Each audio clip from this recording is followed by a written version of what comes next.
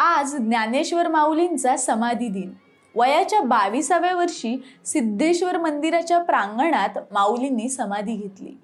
त्या काळीही अनेक छान मंदिरं होती, पण माऊलींनी सिद्धेश्वर मंदिरातच का समाधी घेतली यामागे एक सुंदर कारण आहे।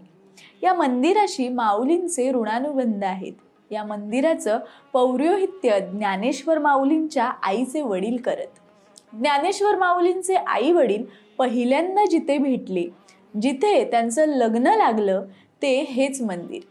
विठ्ठलपंतांनी म्हणजे ज्ञानेश्वर माऊलींच्या वडिलांनी संन्यास त्यागून संसारात प्रवेश केल्यावर रुक्मिणी म्हणजे ज्ञानेश्वर माऊलींच्या आईने याच मंदिराबाहेरच्या पिंपळाच्या वृक्षाला 1.25 लाख प्रदक्षिणा घातल्या होत्या।